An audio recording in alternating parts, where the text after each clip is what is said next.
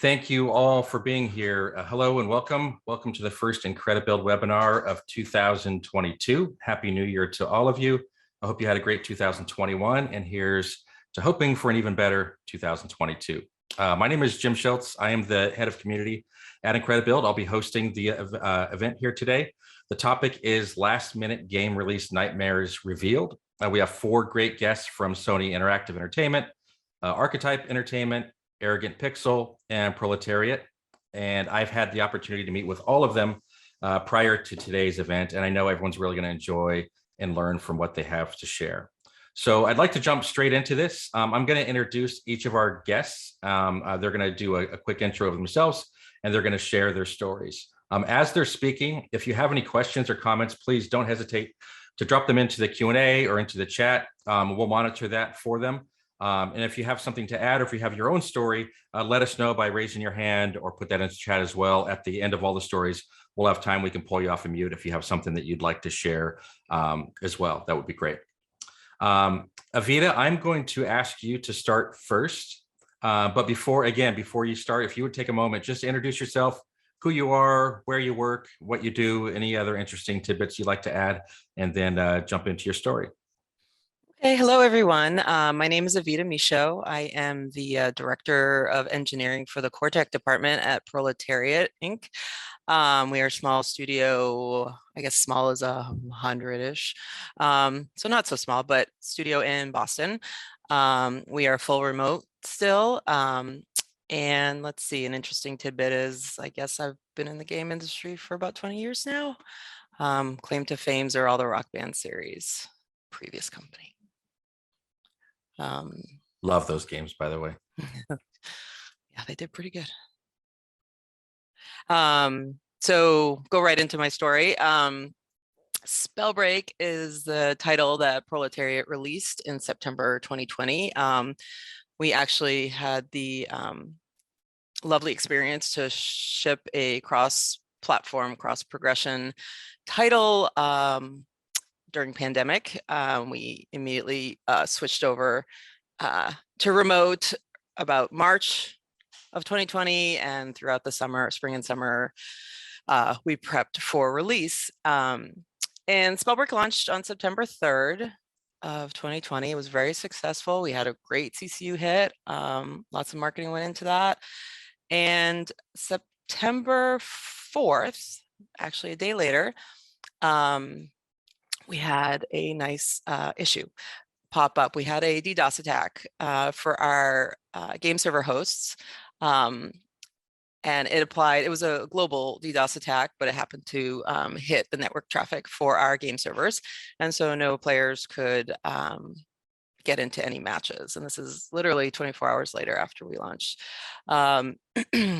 The nightmarish part of it, outside of that part, is that we had set up a war room, which we're very thankful for, which is a 24-hour, video conference room that people can jump in and out when there's problems.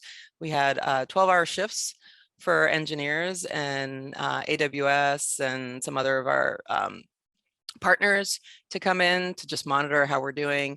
I happened to be on a shift with one of my team members from 4 a.m. to 4 p.m. and it triggered at 5 a.m. We noticed that we couldn't get into the game server host dashboard to see how the CCU was looking. We grab our coffee, try to wake up 4 a.m. and boom, the dashboard just like poops out. So, we're like, okay, maybe just refresh. Maybe there's something wrong. No alarms went off. Nothing happened for us. There, we had a Slack channel with our game server hosting team, and we asked them, if anything was going on, and they notified us that there was a DDoS attack affecting their APIs that we were using to allocate the game servers. So we immediately started to think about what we could do. Our CTO, which was not on the rotation at that moment, was woken up by his wife because she was on Twitter and saw a lot of angry players talking about how they couldn't get into game server. So he hopped on the call with us and started to immediately talk about our disaster recovery, which was to switch over to our fallback game server hosting, which was not automatic. It was a very manual process. We switched over to AWS. So that actually worked pretty well, albeit that it wasn't automatic. We had to manually scale up servers. We had issues where we didn't have enough capacity and it was falling back to the previous game server hosts and failing there. So we had to monitor it. And we had to manually scale up as needed for all the different regions we had. In the meantime, we did get an alarm 18 minutes later saying that there were some disconnects for the game server, which is a valid alarm, but it was not the one we actually were hoping would have been triggered. So I think what ended up happening is that this game server host actually has a lot of games on their service. And we were probably the only game that mitigated within 50 minutes and getting players up. So that was really exciting, and we were very happy for ourselves. There were some big name games in there that still couldn't get in for a good few hours at least. And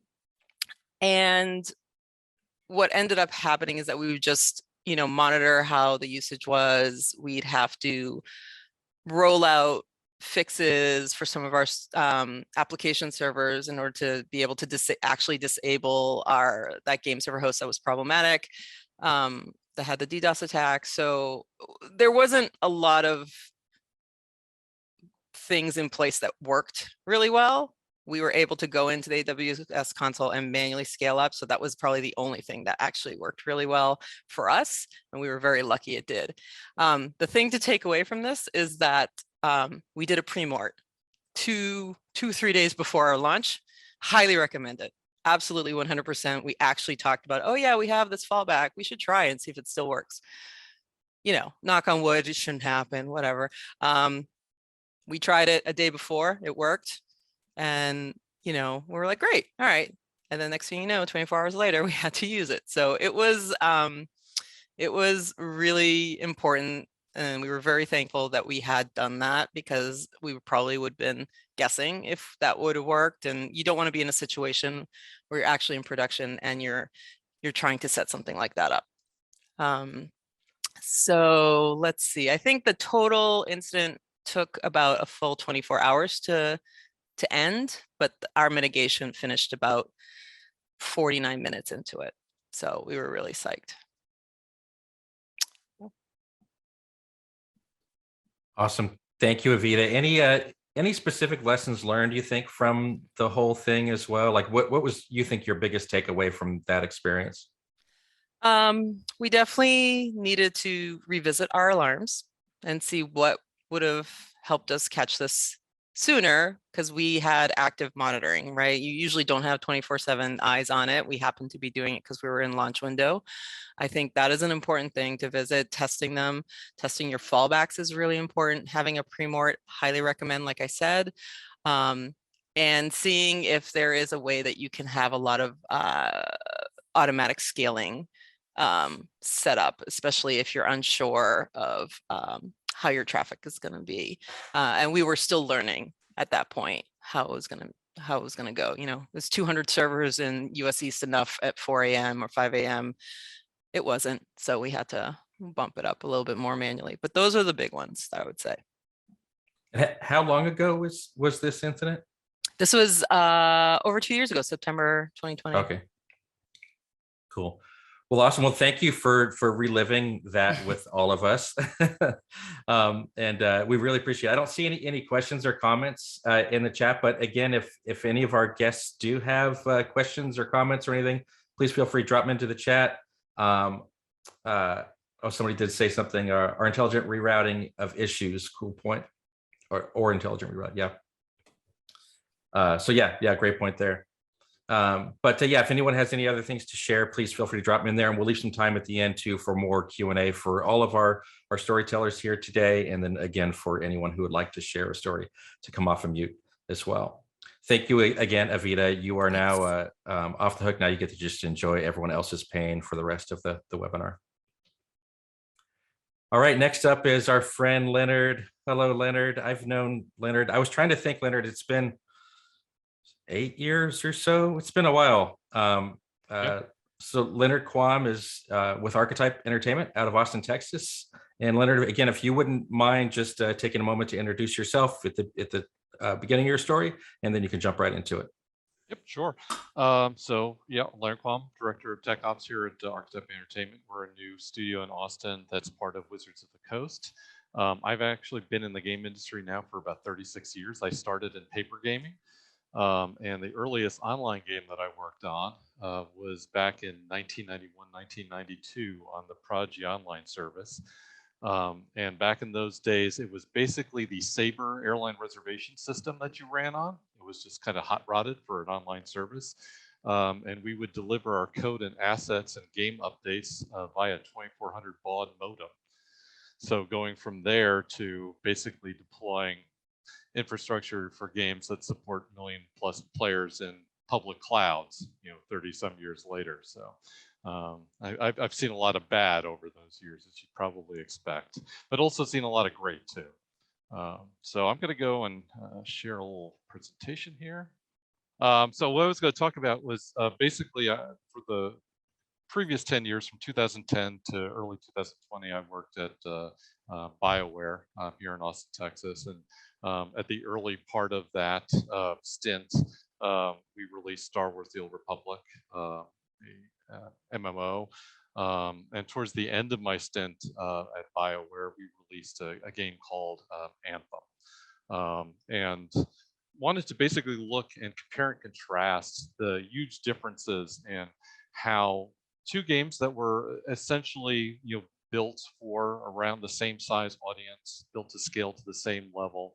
Definitely different styles of game, an MMO versus a four-player co-op RPG shooter style game. Definitely differences there, but huge differences in the way that those games were built out from an operational perspective. And in kind of over a period of 7 years, kind of show the evolution, kind of the industry and how we've changed the way that we make games, and we also support games in an online environment. So looking at The Old Republic, again, launched December 2011, just had its 10-year anniversary this last year, still running, going strong. One of the last, big MMOs to be released.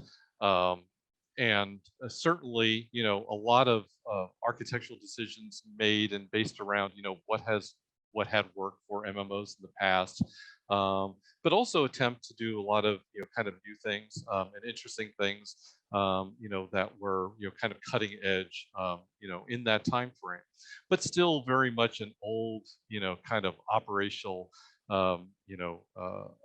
metaphor. 5,000 dedicated servers in a traditional networking architecture, very traditional systems admin, based in data centers, basically colo facilities in 3 continents, 2 here in North America, 1 in Europe, and 1 in Asia and Australia, actually. The way that the game was built, being was very manpower intensive, moving a lot of equipment into a data center, setting up a lot of networking, setting up a lot of servers, some automation as far as provisioning goes, using early provisioning, software like Chef, using monitoring, off-the-shelf monitoring software like Zabbix at that point. Also did some interesting things, with game deployment. When you've got 5,000 servers, how do you get software into 5,000 servers? We actually use Tor for that. We use peer-to-peer, so we would basically have a seed in each data center, and the servers would basically start replicating the game software out to each other. And that's something that worked very, very well and allowed us to keep our maintenance times down below where typically MMOs were at that point in time. Compare and contrast that with a project I worked on back in the 90s for Columbia, the Columbia Record Club, or at that point it was the Columbia CD Club. They wanted to have a presence on the old Microsoft network back in the day. And the way that you distributed new software on the Microsoft network is you sent 3 CDs to Microsoft. And then someone went into their data center and put each of those 3 CDs in 3 servers and updated them. And then they take those same 3 CDs and they put those into 3 more servers. So definitely a big improvement there over 15 or 16 years. Hey, Leonard, Yeah. I'm sorry to stop you. I don't know if you switched your slide or anything yet. We're still on the first one. Yep, we're still on Old Republic. Okay, sorry. Yeah, sorry, that was sure. just a this is diversion from, you know, like bagging on Microsoft there and how they set up the Microsoft network. But you know, a lot of the game was, you know, custom stacks for everything, game custom, database custom, you know, all Oracle, lots of stored procedures, the authentication system custom, the telemetry system all custom, nothing off the shelf there. The platform team and the huge platform components for marketplaces and trading items in game, a lot of those MMO things that, you know, that people are used to, very much had an over-the-wall kind of approach to the operations team. They would build something in WebSphere. They'd have basically the database create tables for it. They'd have some scripts for load testing, you know, to generate some synthetic load. They threw it over the wall to the operations team, and then it was up to the operations team to scale that thing out. You know, run those test scripts and those load scripts, see where the problems go, you know, rinse, repeat, you know, constant evolutionary cycle of getting it up to the point where it could support the number of players. The update process was far from blue-green, very laborious, kind of like launching a rocket into space. Basically kick everyone out of the game and then go through basically a manual of 100 or so steps, point by point, you know, deploying the new builds, updating this database, updating that database, updating this code here, that's code there. Ultimately, the team got it down to the point where they could do those in under an hour, but initially, you know, often the downtimes were 3 to 4 hours for the game. And this infrastructure was built by a 40-person operations team, you know, 4 DBAs as part of that, a 24/7 NOC staff that was literally always staff, not you know, not just, you know, like a chat channel for people to jump into, but actually people watching and monitoring the game constantly. And to build all this infrastructure out, it took over a year, and the last 3 months of that was particularly crunchy as the final hardware was being put in place. And the way that the hardware was deployed, literally we were deploying it a row at a time into a traditional database. So, you know, several hundred, you know, 500 or so servers at a time, getting those all set up, all networked, getting the code loaded onto them, testing them, and then moving on to the next row. So, you know, while we did some, you know, and certainly Star Wars: The Old Republic, I think, was one of the most successful MMO launches in history. There were actually not a lot of bad things that happened at launch. There were some bad things that we kind of had to adjust to after launch. It was actually very smooth, but the team was pretty burnt at the end of it. You know, from a crunch standpoint, you know, the team basically needed, you know, some fallow time after that. We really didn't push a new game update until well into January because we just needed the time for that team to recover and get back to the point where they could, you know, be operating at the level that they needed to be frosty enough, you know, to be operating an online game.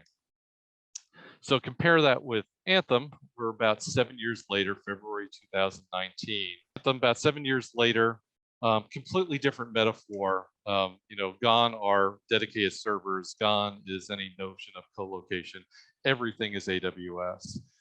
So when we launched Anthem in February 2019, we launched it with over 550,000 Docker containers.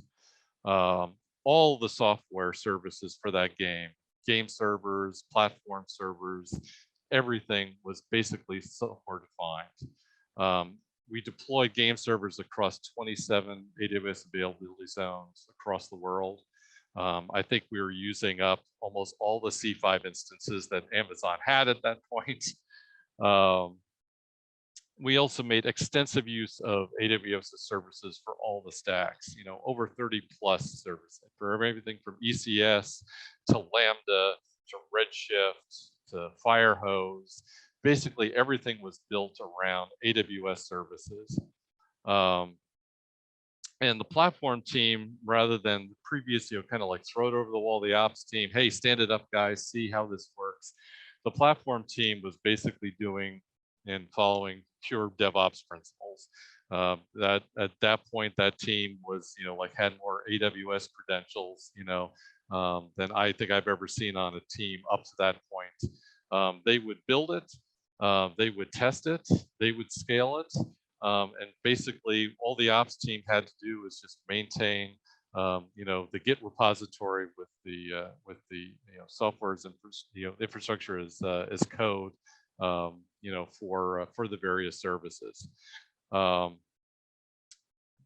Allowed for blue-green deployments with caveats. We were still reliant on some basically singleton processes and some processes within within the EA operational infrastructure that wasn't really ready for blue-green, but we could do, in many cases, we could do things as blue-green. But when we did have to take the game down with, it was generally a 30-minute or less outage. Now, basically that game was rolled out and supported the same number of people as Star Wars: The Old Republic. That was done with a 5-person operations team, with simply a 24/7 on-call. Someone, basically had the phone, and PagerDuty would page them if something went wrong. That entire infrastructure was set up in about 6 months, with basically zero crunch. So in 7 years, you have a complete sea change, I think, in the way that the back end of an online game supporting, 1 million or so users is being built. And a huge change in not just, the kind of cost effectiveness of the infrastructure, being able to basically scale to, to fit, the number of players that you have, rather than having 5,000 servers sitting in a data center, but also allowing you to do that work with a much smaller team, on a much smaller budget and a much smaller time scale. So I will go and end that share. There is a question here, Leonard. Is that the bottom bullet was 6 months set up, and the question is how many people were building it? That was that 5-person team. And Wow. and to be clear, that 5-person team was also maintaining the network and hardware infrastructure for the development studio in Austin. There's a separate team up in BioWare Edmonton that maintained their team, their stuff, and that team was also maintaining Star Wars: The Old Republic at that point, and they're also maintaining the back ends for the Mass Effect Andromeda and early Mass Effect multiplayers and other back-end systems for other BioWare games. So just a massive contraction in the number of people necessary to maintain not just Anthem itself, but also all the stuff that had come before it. Would you? I think it's a very interesting story because it kind of happened right when a lot of the technology was advancing in many ways in terms of things that are in the cloud and online gaming. So how much do you think you can attribute the success with Anthem to technology versus process? Do you think it was 50-50 or more on the process than the technology? I'd have to say probably 50-50, but to some extent the technology enabled the process changes. And that process change actually started with Mass Effect Andromeda, with both the platform and the operations team, taking full advantage of what AWS was offering at that time, and that kind of laid the groundwork for us to be able to look at Anthem and say, we can do this thing entirely in AWS, and we can do this thing entirely in a way using these DevOps principles that's more efficient and better for our users. I think without the public cloud providers that are out there, and this and the services that they offer, things like that would not be possible. We would still be back in that Star Wars: The Old Republic mode where we're building a lot of stuff from scratch, which sometimes you end up with great solutions, but you also, spend a lot of time and also burn a lot of resources doing it, basically reinventing the wheel. Right. Awesome. Well, Leonard, thank you very much for sharing all that. Great to see you here too. And yeah, if you would please stick around because we have some more questions coming in, but we want to jump to the next speaker here to make sure we have time to get everybody in into our scheduled time here. Thank you, Leonard. All right, next up is Jay Shin with possibly the coolest sounding company name, Arrogant Pixel. Jay, before your story, if you wouldn't mind, just introduce yourself, and also if you wouldn't mind, just tell a little bit about Women in Games, the other group you're involved with, yes, and what they're all about. No problems. Thank you guys for inviting me. Wow, we're working on a multiplayer network game at the moment, so this is our first one. So thank you guys for sharing all of those tips because we're definitely just some crazy stuff that obviously comes from working on a multiplayer versus working on a point-and-click adventure, which is what we're actually best well known for. But my name's Jay. I'm the director and co-founder of Arrogant Pixel. I'm currently a course leader on the Games Design and Animation undergraduate degree at University of West London. So my background is in education, but I'm also involved with a few organizations. So most recently I've been elected to the UK board. So I've been doing a lot of work with them, but also I'm an ambassador for the Women in Games, and I help to run their Discord as well. So that's basically what I do. And what those groups are is that we are activists, we are speakers, we are ambassadors representing women in the games industry. And Yuki is more just like a trade body that I'm doing a little bit of work for. So we speak to government and try to get them to understand what the games industry is and why we're important and why they should support us. So that's basically me in a nutshell.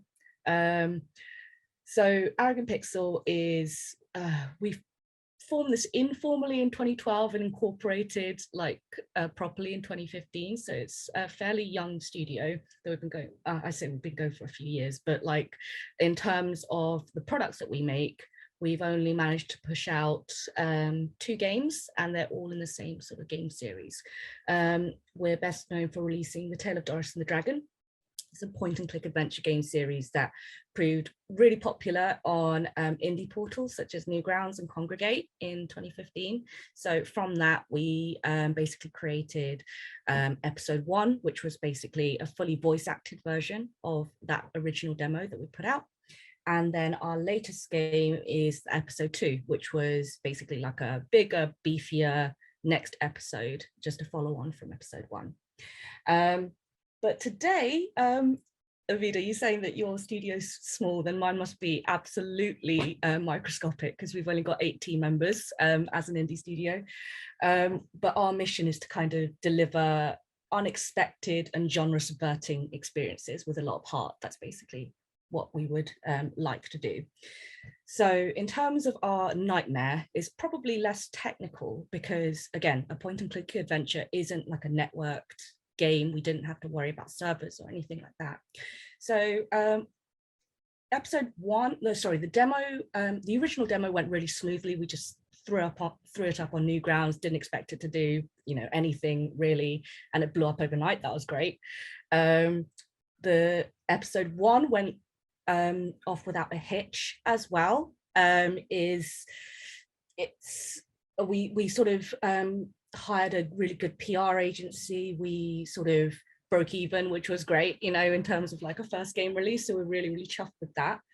But the biggest challenge was our latest launch, which was in February of 2020. And I'm sure you guys are aware, it was very memorable because coronavirus basically hit us in sort of early March and lockdown started happening around then.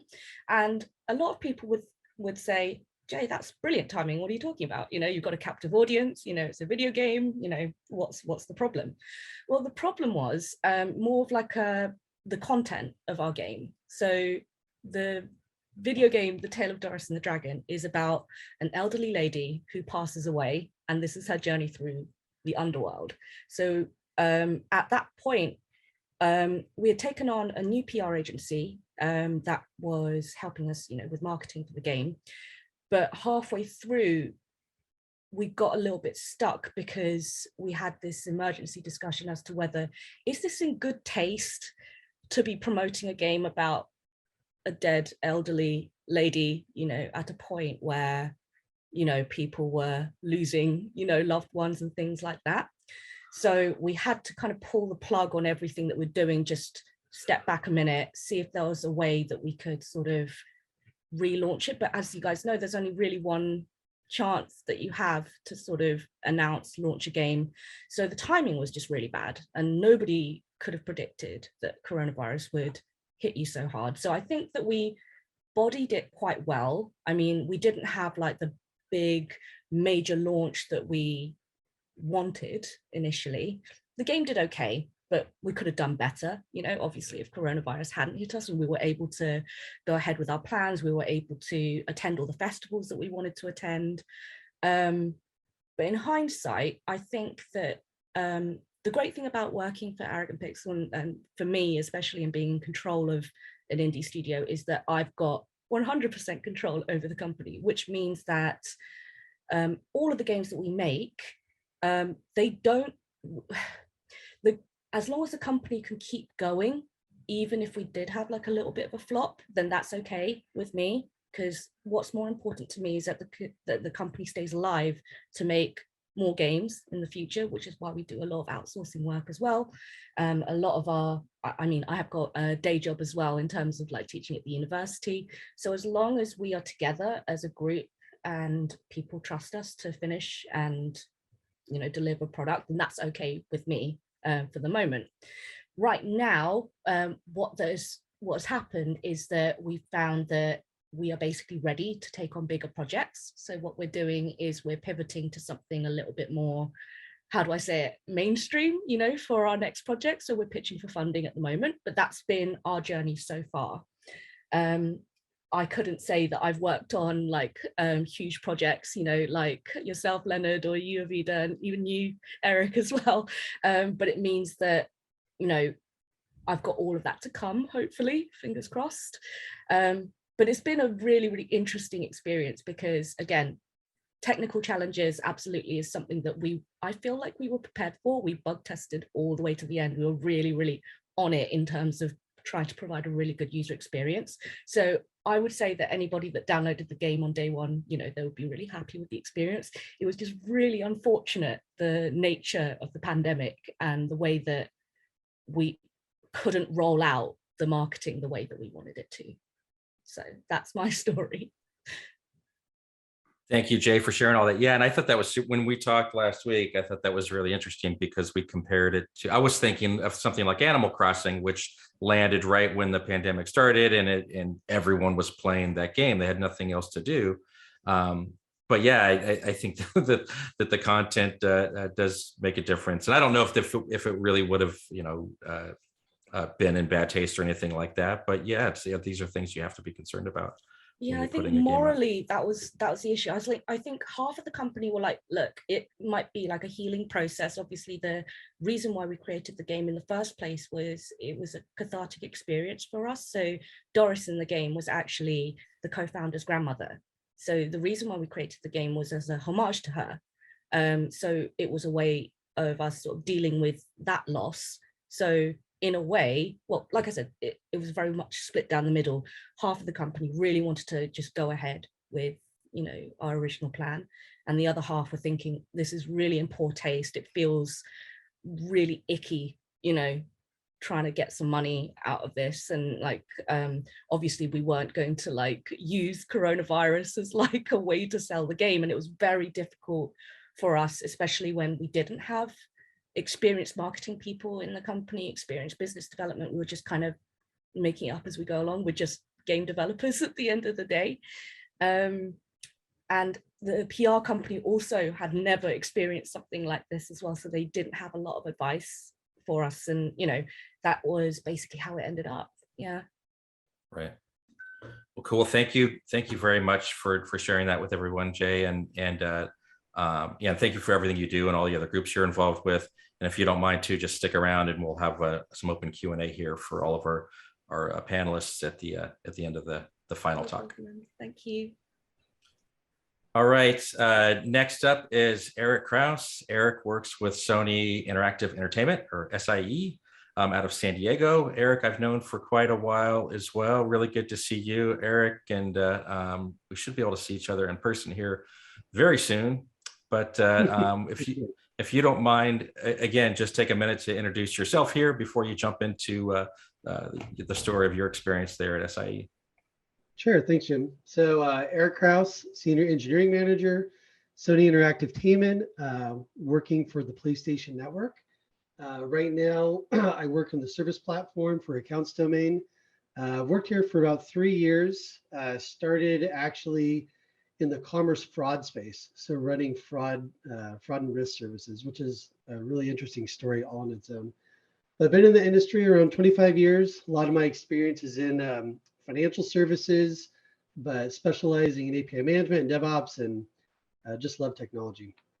So what I wanted to talk about today, I guess one of them is kind of a nightmare, but really just a couple of key experiences that I've had while working with the PlayStation team. As you can tell, I'm a big fan. I love PlayStation, everything about it.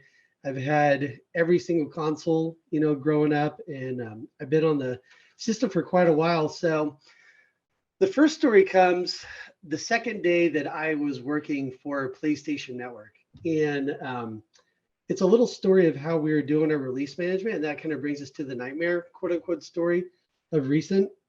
So the second day I was there, I got to experience what they called one of their big flips. And so at the time, our commerce platform was a large C++ system. We had just completed our migration over to AWS. So we were 100% on AWS. And the second day I was there, we went to go release the commerce platform. And so what this looked like was going into a huge war room, 30 plus people. And it's something that we had been preparing for quite some time. And so you have months and months of development. You'd have a blue side and a green side. And what they would do would have this big flip. So going into the room, seeing, all these people sitting around a table, everyone's on a monitor, everyone's monitoring their own space. You had people monitoring the core commerce, payments, tax, fraud, auth, accounts. You had all of these key people. You had a key deployment coordinator. And then once everybody was ready, we would do this flip. And they would flip doing mid-tier routing. But before you even had to do that, there was a ton of preparation. Not just preparation from the QA to make sure the software is stable. You had to pre-warm the cache. You had to pre-warm the JVM because you're doing this live at the same time. And at any given point in time, you have millions and millions of users on the PlayStation Network. So you can't just literally go down. So you have all these systems pre-warming, and once you're ready to go, you do the flip, and then everybody's just literally watching the requests come in.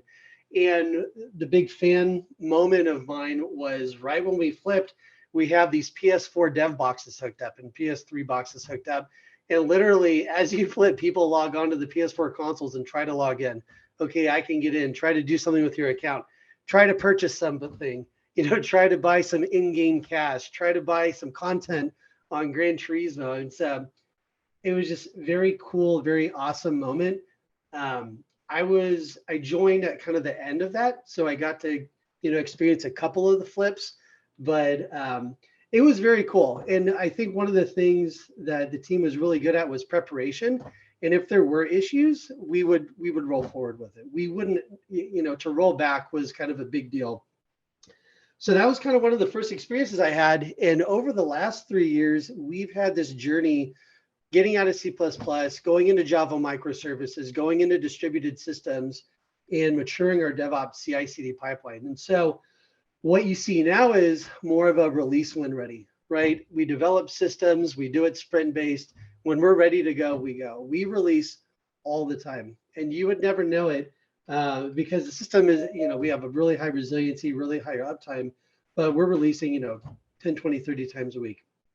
So in our current release management technology, we're able to do canary deployments. We're able to deploy through dials. So we can do things like send 0.5% traffic, 1% traffic, 25%, 50, 75%, and at any given time be able to roll back. And we've gotten pretty good at this, and it's been an amazing journey over the last 3 years. So getting to the nightmarish story. So everybody is always interested to hear, what are you doing for holidays? What do the war rooms look like? It was very cool. I was there for the PS5 launch in the 24/7 war rooms for weeks. I've also been fortunate enough to be a part of the holiday war rooms. And so we do major war rooms for like Black Friday or for Christmas. And so coming up to the holiday, I always tell my folks, we don't succeed by luck. We do it on purpose. We prepare starting in like June, July, August. We scale for gate rush. And so it's really interesting hearing the gaming companies talk about their releases. Well, when the gaming companies release, we feel it. We get all the traffic. We get all the in-game commerce purchases. And so during the summer, we scale all of our systems. We do all of our load testing in production. We prep, we do all of our major releases, but we like to stop releasing, right around the end of September, October, because what we want most of all is the most stable system for our users to be able to get on. We want our publishers to be able to publish their games. We want them to be able to sell. We want them to be able to kind of provide this big gift for the holiday months. So, around October, November, things are looking really good. We have all of our software out. We have all of our systems out. We prepped. We made it through Black Friday, no problems. We made it through our gate rushes. And gate rush is literally like, imagine a FIFA sale or a Fortnite sale. You go from, regular traffic to 10, 20x traffic in 5 milliseconds. So we're scaled for that. Everything's good. The week of the 13th, we had this last year, us, just like most people, had this issue, log4j issue, right? This vulnerability came out and we're like, oh my gosh, what are we going to do? So, we rallied the troops. We got in the war rooms. Log4j is using quite a bit of our systems. And so, you had to get all the folks from all the core services, from all the commerce services, payment tax and fraud services, do all their analysis the week of the 13th. And basically throughout the week, we redeployed a large portion of our platform. I'm not going to give the certain percentage, but basically it was a complete redo, relaunching all of our systems a week before Christmas. And for us, that is a nightmare situation. We have policies and procedures that we rely on. We have very mature DevOps practices that we rely on, and everything worked out great. But having to do that a week before Christmas, it was a pretty stressful situation, pretty anxiety-ridden situation. Coming to the Christmas shift, and so this last year, I worked the war room shift. I think it was 10 o'clock Christmas Eve to 6 a.m. Christmas morning. And very happy to report it went off without a hitch. The war rooms, they're super cool. They're pretty boring, and you want pretty boring. You want to see these holidays kind of go off without a hitch. Everybody's, in the pre-COVID world, we'd all get into a big room. You get like 40, 50 people in there. You got like a holiday coordinator. You got big screens displayed on walls and stuff. And it's kind of exciting. In the COVID era, I'm sitting in my garage. I'm looking at all my panels. But it's super cool. You see all the new PS5 registrations come up. You see the game releases come on. You're monitoring all your metrics. And it's just a really great experience. And, just to kind of close it off, I think what I know really saved us is just all of our prep. It's having gone through this before, having mature practices, relying on our people. And it's just been a really fun ride. So that's kind of my experience here.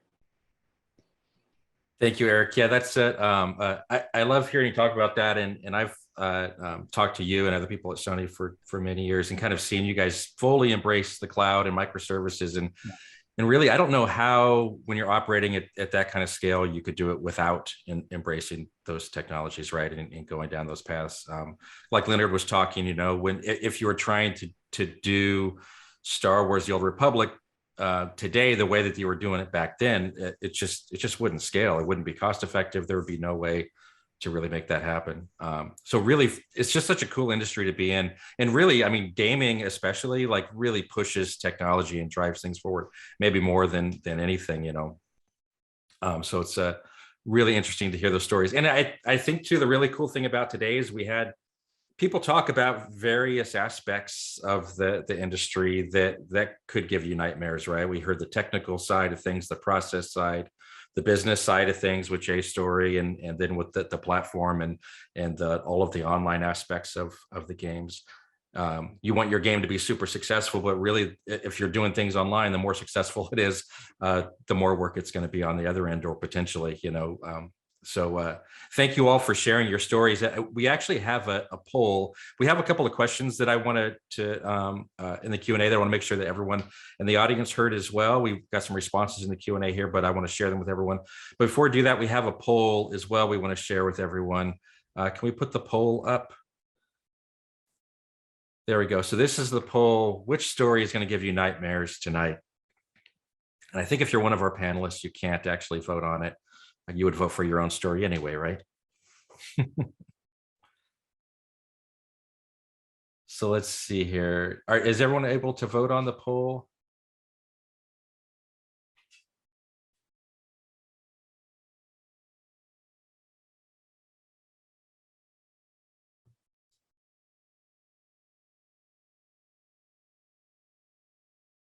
All right, let's see here. Okay. So yeah, go ahead and vote for your say your favorite story, but it's the story that's going to give you nightmares. Vote for that one, and we're going to reveal the winner in just a minute here. But I want to move on to the Q&A here, and if anyone has additional questions, we still have about 10 minutes left in our scheduled time here. Please feel free to drop them in, or if you have a story that you'd like to share quickly, we can take you off of mute, and you can do that as well. This first question was directed to Avida, and Avida, you did answer this, or somebody answered this. Do you think that a managed backend as a service would have helped mitigate the issue that you ran into during your story? Yeah, so I mean, we technically did have a managed backend. It was unfortunately their mitigation took much longer than ours. So they had new API set up to reroute for allocations 3 hours after the incident kicked, and we were resolving our issues within 45 minutes. So yeah, sometimes it doesn't work out. Cool, thank you, Avida. The next one here was actually put up to Leonard and others. I think it was during Leonard's talk. But the question is, how do you coordinate load capacity testing end-to-end along with partner/game backend APIs that games integrate with?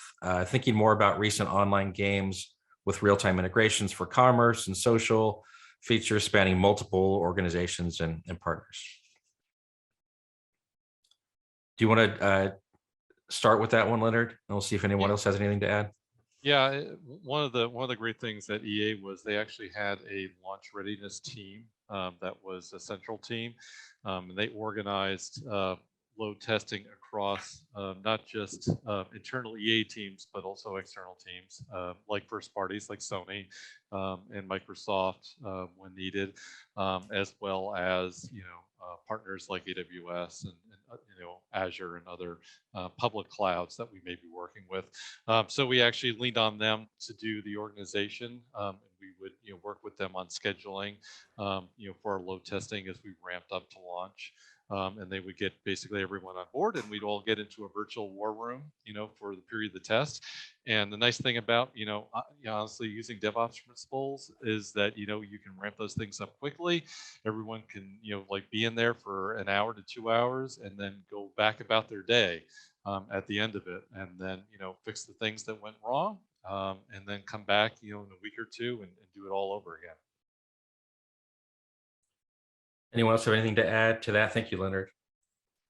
I agree with Leonard. I think because we didn't have quite as nice of a setup as EA did, we manually had load stress testing done. We had backend services set up for that. The big takeaway is that you do have to make sure your limits are set properly. You're not going to get production like behavior if you're in a dev environment and their APIs behave differently. And the other big takeaway is that, authentication or logins tend to be the bigger issues when you launch, because you can have that herding situation where everybody's hitting it and you have to throttle it, or you have to have some way to lighten that herd, because you don't want it to get hit all at once and hit limits. So those are the big things that we learned from our load and capacity testing, but it's really important. I wish we had more time with it, because I'm sure we would have found more things. Yeah, I Eric didn't or really get Jay? into.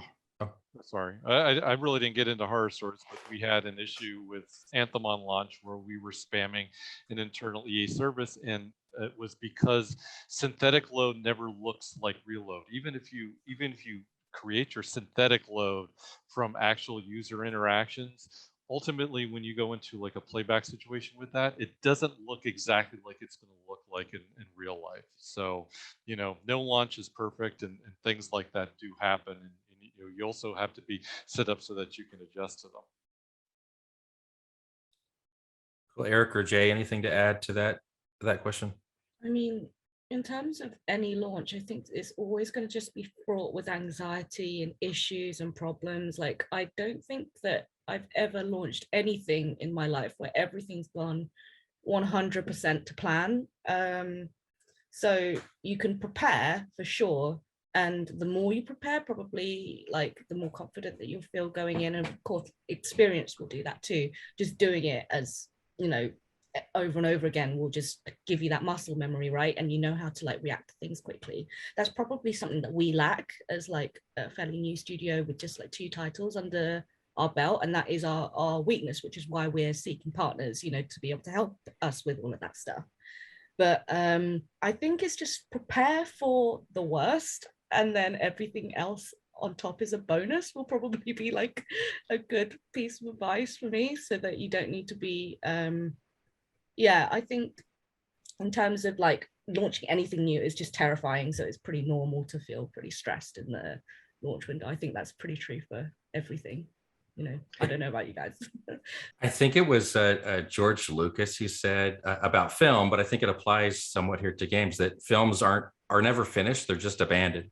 Like you reach a point, you're like, okay, we just have to put it out. It's not, it's never going to be perfect. And even with the game, but the beauty of a game is you can get it to a point where it's ready to go out, but then you still have an opportunity to fix things. In today's market, like if back in the day, if you put this on a cartridge or on a disc, whatever bugs are in it are in it. There's no updating those things. So at least we have that, so that you have to kind of gauge, I guess, when is it ready enough to go out? You don't want to release it too early and fix all of the bugs in production, but there's always going to be things that you got to tweak in production. Yeah, for us, it's it's different than games. It's platform functionality, but smaller releases are better releases for us. Release every sprint. A big game changer from my perspective was the traffic dial releases. Being able to put something out on servers to serve 1% of traffic, to be able to understand the characteristics and feel comfortable with your dashboards, being able to roll back. It's a huge deal. Another big differentiator, I think, for us is our ability to load test in production. We are constantly load testing our edge services in production, sending tons of traffic, really understanding our traffic patterns. You're never going to be 100% ready, but you could try to be pretty close, and plan for the worst. That's what I would always say, going back from my DevOps roots, always plan for the worst, and then you'll be prepared, would be my biggest piece of advice. Chaos testing. Yeah, and it's balancing that. How much effort do I put into fire prevention, and how much am I ready for firefighting, and finding that right balance, because there's always going to be firefighting. As much as you fireproof something, something's going to happen. We have one more question here that I'd like to end on. I think this is a great question from Victor in the chat here. He says, great stories, first of all. but asks, where's there room for improvement going forward? What's on your respective wish lists? So I'd like to just maybe ask that question to all of you, like, where do you think you have room for improvement today? Where'd you like to be, or maybe like, what are you working on and where are you going toward today, based on either what you learned from these stories or what you're learning, every day as you do your day job. And maybe we can go in reverse order that we did the talks with. So Eric, I'm going to put you on the spot and give everyone else a chance to think of their response. We're moving towards EKS, and so just kind of understanding that release pattern and the behavior of that. It's a little new. We have some services on there. It's going pretty well, but I think that's kind of our next evolution, figuring out how to live in that world.